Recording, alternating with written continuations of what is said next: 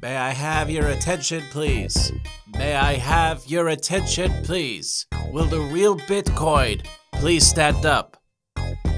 I repeat, will the real Bitcoin please stand up? We're gonna have a problem here.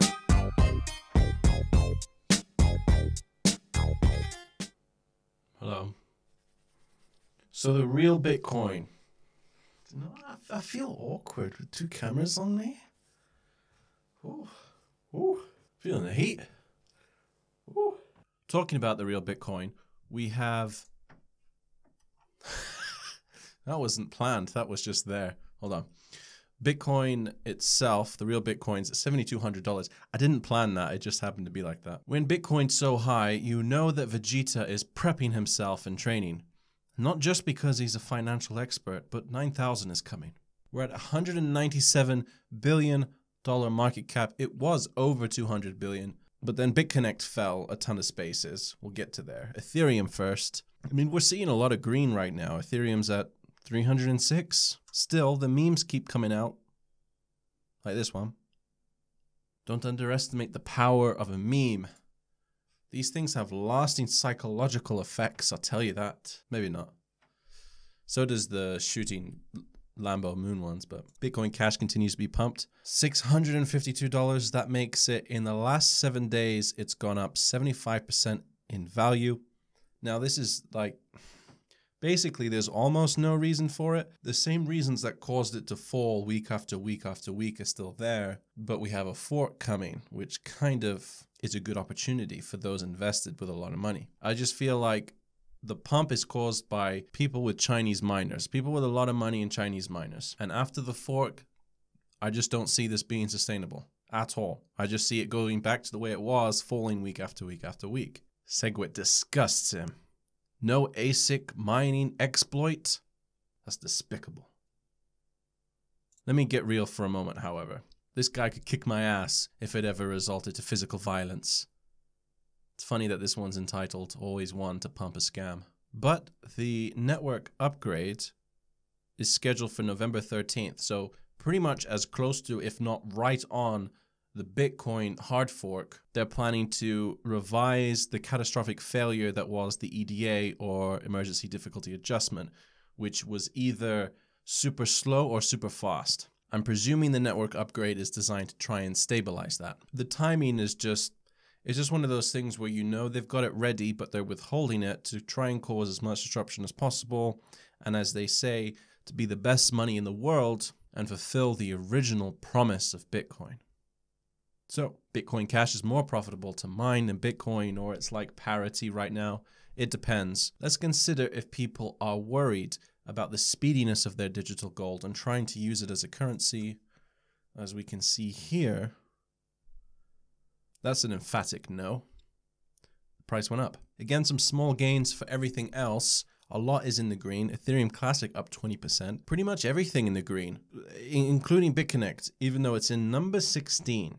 Number 16. The price hasn't actually tanked. If you click on it and have a look, essentially what's happened is they're stating that they've revised the current circulating supply, in which before they had it estimated as too high, and now they've brought that down. Essentially, the way you work out the market cap is you times the going rate by the circulating supply, you equal market cap. Now that the circulating supply is a lot lower, the market cap's a lot lower. Although this kind of confusion, how wrong they got it was pretty crazy. This was nearly at 2 billion. It was nearly number 5 top cryptocurrency by market cap. So that was a wild thing to get wrong. And if you have a look at the markets or the exchanges that this thing actually trades on, you can see why. Let me get out of the way here. So you can see over here, we have all of these different exchanges. This is pretty much the only one you can get BitConnect from. Currently, it has 96% of the volume, a high 96%, essentially 97%. It's funny, if you think about like what centralized exchanges are, we use them all the time. Decentralized exchanges are there, but they're just not very user-friendly. In terms of a centralized exchange, I can't think of a worse one. Not sponsored by Times for Films. I'll wait for this movie to replay. Fitting that we're in the clouds.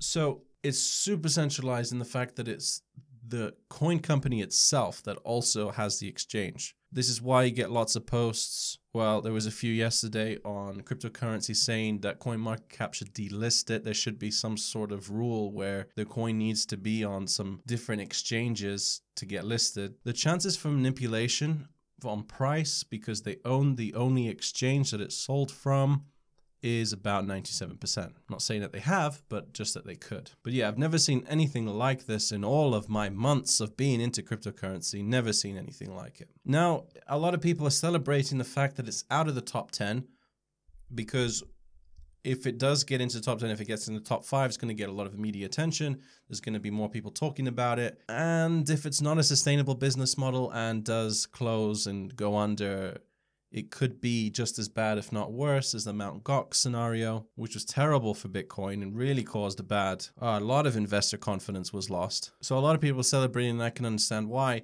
That's not to say, though, that it won't get back into the top 10 next year at some point. This depends. It depends on how well competitors do. If BitConnect or whatever can also take some of the market share, slow down its growth, we'll have to see. Remember though, BitConnect, they're doing a very big ICO, but the founders are anonymous. They've withheld their identity. Just something to keep in mind. If you're ever worried about BitConnect, just listen to the theme song.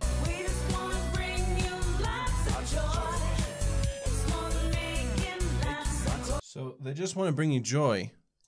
And I know, like, I suppose there's other people with different reactions to this. For me personally, that fills me with tons of investor confidence.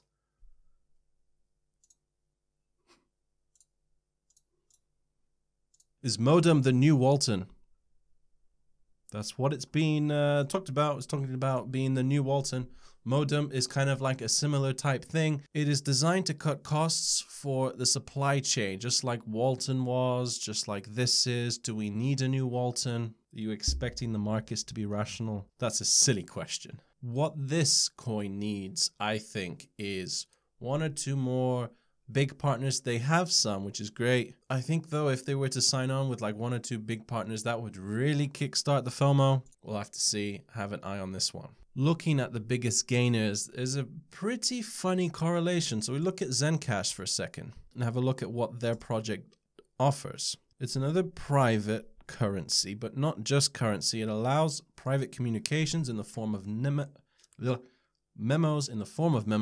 as well as content publishing. You can publish content with Zencash in what's known as the interplanetary file system. Now, I looked this up. This doesn't actually mean intergalactic file sending. So gap in the market there, guys, I think. So essentially you can upload and store data. Funnily enough, Factum is number 2 with another double-digit gain. Factum, I've talked about a lot before. So blockchain storage seems to be the flavor of the day today. It's very strange. Eternity and Bytum, loosely related, including economy. It's interesting to see that on the list. All of these are somehow related. Eternity is a smart wow, look at all of that loss for such a long time. Eternity is a smart contract application. I'm just thinking, is this because they raised a ton of money in the ICO and killed demand? Potentially. Potentially. This is a smart contract enabled blockchain. It can tie real world assets to it or real world events through decentralized oracles. Bytum, again, different, but again, handling asset management. Economy is designed to track digital assets and invest through them, through their coin, into digital assets. Some of the biggest losers today are straight off the back of some of the biggest gainers from yesterday. So that's including Ardor, Storage, Status, iExec, RLC, Syscoin, Basic Attention Token. Basically, I think it's pretty hard for any coin right now, just before the fork. Even if the project's good, it's difficult for them to maintain momentum. The whole scenario really makes me think of a John Wayne standoff. Now, hold on a sec, I can't explain that. You know those scenes where he's looking across from someone and they're both reaching for their guns? What if he's Bitcoin, they're altcoins, and he's just waiting to pull the trigger on them, but he wants to wait to get the very cheapest possible. But he's thinking in his mind, and this is pure game theory 101, when is the best time to do so? Because if I do it just before the fork, potentially the altcoins will be at their all-time lows and that will be the best time. But then he's thinking, are other people going to have the same thought? And is then the altcoins going to go up before I can buy them? So maybe I need to do it a few days sooner than them. Okay, so I'll do it a few days before the fork now. And then he's thinking to himself, wait, if I have that idea, what if other people do it? What if they're going to do it a few days before the fork? All right, let's calm down now. So he gets to thinking, okay, I'll do it even a few days before that, and I'll get really early, and I'll definitely get some really cheap altcoins. Yeah, that's a good idea. But then he starts to think, what if other people are also going to do that? So I need to do it now. I need to buy them now. Do I pull the trigger now? Do I wait? Bitcoin's going up. This is a really difficult scenario. The picture I'm painting is probably the exact situation you find yourself in. It's the exact same situation I find myself in.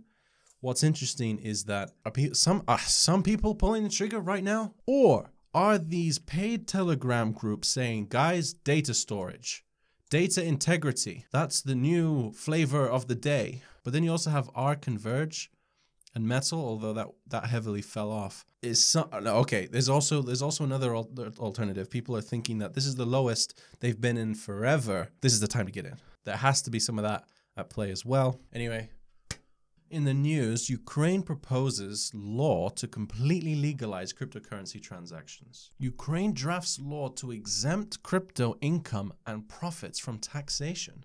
Whoa. Including buying, selling, transacting, and mining. Ukraine is a large country in Eastern Europe known for its Orthodox churches, Black Sea coastline, and forested mountains. Holy crap. Tasha? What do you think about moving to Ukraine? It's nice, I hear. I don't think she's going to go for it. Over 100,000 new Coinbase accounts in just one day. Wow. Forks are some of the best things that's ever happened to Bitcoin. When you grow 5% every day, that's huge for adoption. Like, as good as altcoins are in making some people rich, if you want to spread the word about Bitcoin, and you tell one person it's at this price one day, and then the very next day, a very few days later, it's at another price, that is going to drive interest like nothing else. Freedom is great. Unbanking the banked and banking the unbanked is great. Truly revolutionary tech. But be honest, people first get into it because of the money. Brilliant. And this is why we're seeing huge market caps. Oh, and before I forget, Leeds meetup is happening tomorrow, well, technically today, 4th of November. I'm sorry I upload so late for my people in UK watching me. I'm still jet lagged. 2 o'clock tomorrow, Leeds Town Hall steps. I think interest shown was pretty high, so looking forward to seeing you.